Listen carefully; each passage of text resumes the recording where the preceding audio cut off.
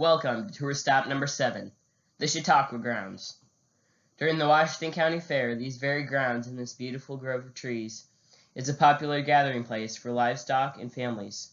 But I'll bet you didn't know that you're standing on the very ground where thousands of Washington County families met and camped over 100 years ago. You're now standing on the former Washington, Iowa Chautauqua grounds. President Teddy Roosevelt once said, "Chautauqua is the most American thing in America." To say that they were popular might be an understatement. Let's learn more about what Chautauqua was. Chautauquas were a popular educational and social gathering that brought families together to hear some of the most prominent speakers of their time.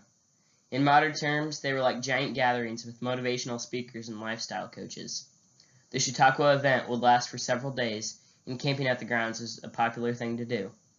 Many attendees would bring their own tents, but for a small fee you could pay to have your tent set up for you. These two pictures were taken at these very grounds in the early 1900s. Chautauqua was Christian in nature, and a majority of the agenda was committed to preaching and worship. Even though the Chautauqua was non-denominational, the different churches generally had their own headquarters tent.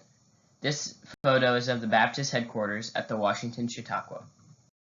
The first annual Washington Chautauqua was held in July of 1903. A couple of the popular speakers at the time were General John C. Black and Franklin, Indiana Britton. General Black received the Medal of Honor for his actions at the Battle of Prairie Grove during the Civil War. He also served as a congressman and was the commander-in-chief of the Grand Army of the Republic, the year that he spoke at the Chautauqua.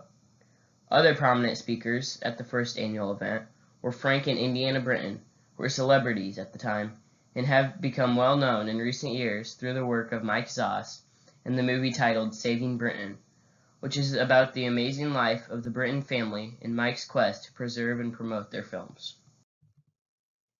Bands and orchestras were also a popular attraction, including the Royal Hungarian Orchestra and the White Rose Orchestra.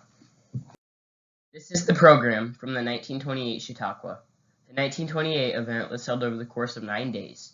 The mornings were usually dedicated to children's activities, while the evenings were more adult-oriented. But it's safe to say the schedule was jam-packed.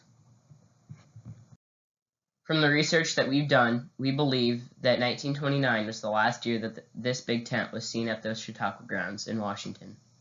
By the 1930s, Chautauquas had lost popularity in most places, and it's safe to assume that the Great Depression ultimately led to their demise, as most people didn't have extra money to spend on entertainment. I think it's great to remember that this area has been enjoyed by Washington County citizens for over 100 years, and it seems that our residents enjoy camping today just as much as they did back then. This page contains my resources. One of the best resources that I found was the University of Iowa Digital Library, which has an extensive collection of Chautauqua programs online. I'd also like to thank Mike Zoss for all of his guidance with this project. Mike provided me with pictures and postcards from his personal collection, and his tour of Washington County that I attended this May is what motivated me to design this walking tour.